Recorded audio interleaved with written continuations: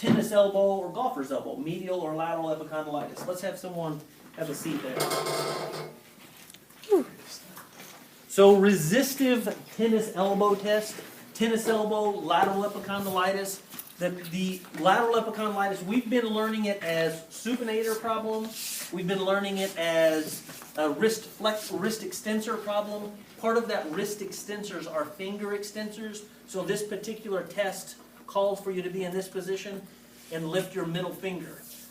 We're looking for, because it comes right up this area, right? So that may produce pain there. So it's like a muscle test. That would be a grade 3, not that we're grading it. If he has no problem, again, since it's just a finger, I'm matching it with the finger. I'm not whole handing it here, right? So just a finger and we're just pushing down. Again, pain would indicate lateral epicondylitis. Okay? So it's just a resistive test, right? So you're just kind of, this would be an understanding of what you're doing. You're understanding that if I resist those and it's painful, it's a muscle issue. Yes, sir? Does it matter if it's the middle finger or not?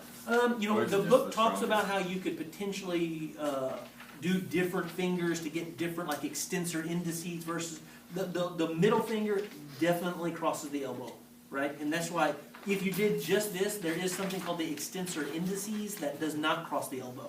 So you might be confused. So it's best to do the middle finger, all right? We good with that? So the next two we've already done for sure. The passive tennis elbow sign or the golfer's elbow test. Those are just passive length tests, which we just talked about.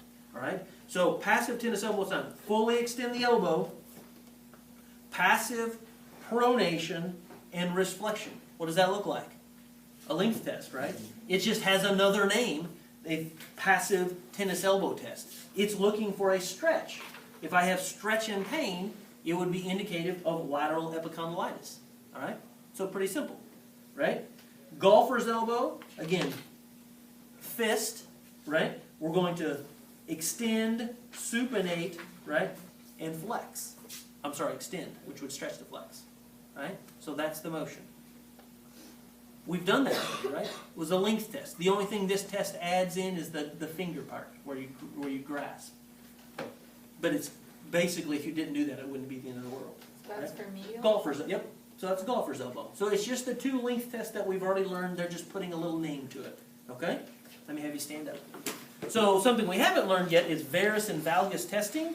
Varus and valgus testing is going to test the stability of the medial and lateral or ulnar and radiocollateral ligaments. Just the same term, just some people use different terminology there.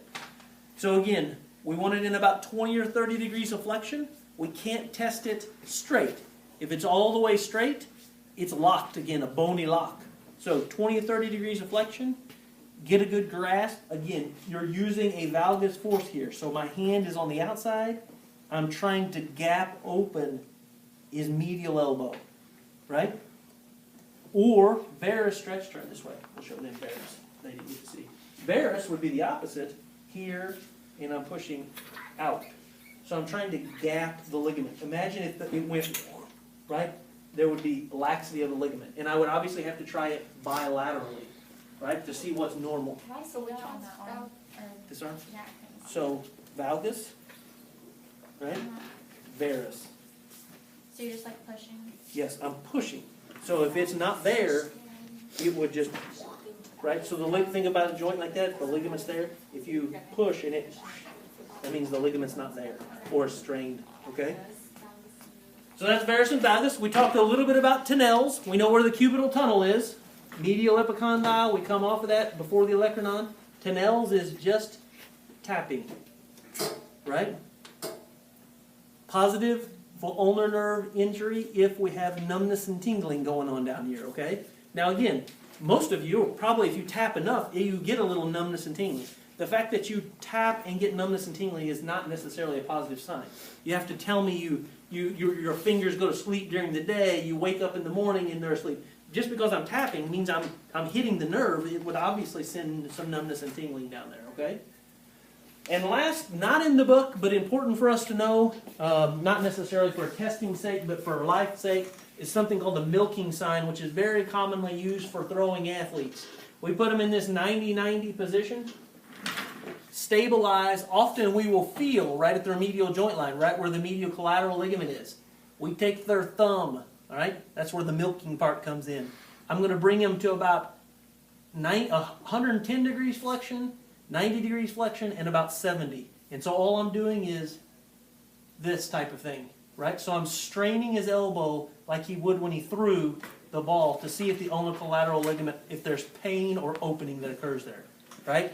So a pitcher hurts their elbow right there because of that gapping that will occur. So that's called a milking sign. Sometimes you'll see trainers or you'll see people grab it and kind of just pull it back, or they'll grab it like this and kind of just pull it over. Sometimes you'll see even a ball player, they want to do that, so they'll take a cane and kind of stretch themselves that way. It's not wrong to stretch yourself that way. It's wrong if you have a lot of pain right here, right, when you do that.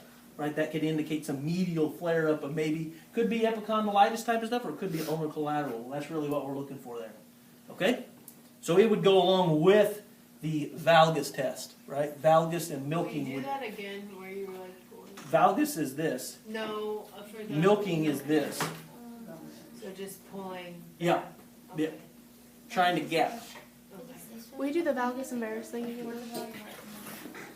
Again, this would be valgus. Valgus is out and Yeah. varus is in. Varus is, I'm not, better position would be here. Okay? Valgus or varus. So valgusy would be knock-kneed, varusy would be bow-legged. Yes. Valgus is what your carrying angle is.